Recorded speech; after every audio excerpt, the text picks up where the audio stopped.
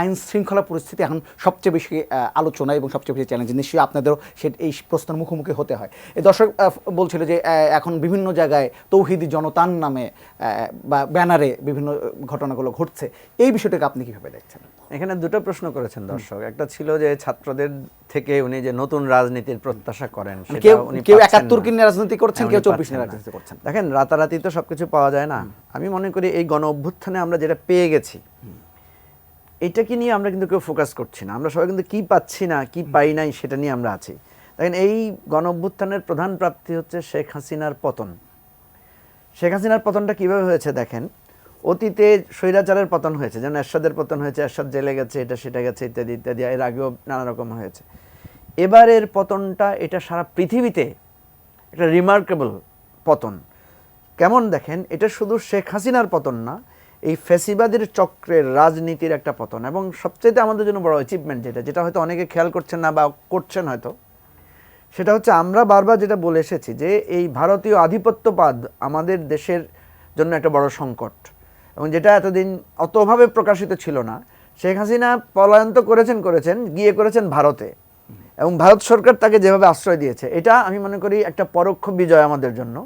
যে এবারের পতনের মধ্যে এটা একটা সুস্পষ্ট হয়ে গেছে যে ভারতীয় আধিপত্যবাদও আমাদের জন্য একটা বিরাট সংকট, যেটা ভারতের ভুল পররাষ্ট্রনীতির ফসল। তো এটা এই জন্য বলছি শেখ হাসিনার পতন। এবং এরপরে কি হয়েছে দেখেন, ধরুন খালেদা জিয়ার মুক্তি, তারেক রহমানের মামলা প্রত্যাহার, ডক্টর ইউনূসের মামলা প্রত্যাহার, বিএনপির হাজার হাজার নেতাকর্মীরা জেল থেকে বেরিয়ে এসেছে, বিএনপি নেতাকর্মীদের রাতে ঘুমাতে পারতেন না। এই যে বিশাল একটা বিপদগ্রস্ততা ছিল, এটা কিন্তু ৬ মাসের মধ্যে এখন দেখবেন সব কিছু মানে ভালো হয়ে গেছে। একইভাবে জামাতেরও আপনি দেখেন, জামাতের নেতারাও জেলে অনেকে আছেন, বের হয়েছেন। জামাতের নিষেধাজ্ঞা ছিল, সেটা প্রত্যাহার হয়েছে। তাদের দলের যেই নিষেধাজ্ঞাগুলো, তাদের দল এখন ব্যাপকভাবে কাজ করতে পারছে। একইভাবে আমরা যে সমস্ত দলগুলো আছি, যে আমরা রাজনীতিতে সম্পৃক্ত ছিলাম, আমরা জেলে ছিলাম, জেল থেকে বেরিয়ে এসেছি, আমাদের মামলা প্রত্যাহার প্রক্রিয়াধীন আছে।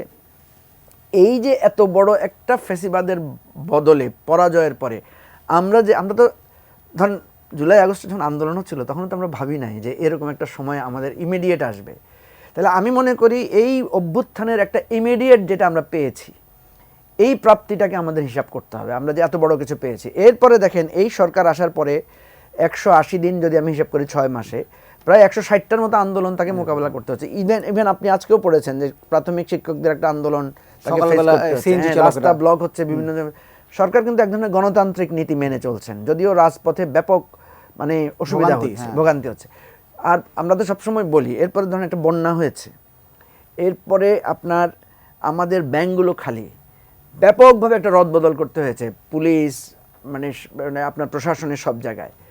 এই জায়গাটা আমাদের খেয়াল রাখতে হবে সরকারকে মূল্যায়নের ক্ষেত্রে। এখন আসেন, যেটা সেলিম ভাই বললেন যে এই সরকারের দক্ষতার জায়গায়, এটা তো সত্য। সরকারের লোকেরাও কিন্তু আপনি জিজ্ঞেস করলে বলবে, দেখবেন আপনি যদি বলেন যে আপনি ১০০তে কত পেয়েছেন, কেউ ৪০, কেউ বলে না যে আমি ৫০-এর উপর মার্কস পেয়েছি।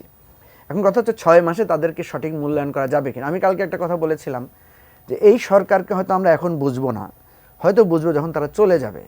শাইনি চুলে এখন হবে সব হেয়ারস্টাইল, সিল্কোর দ্বিগুণ শাইনি চুল প্রতিদিন।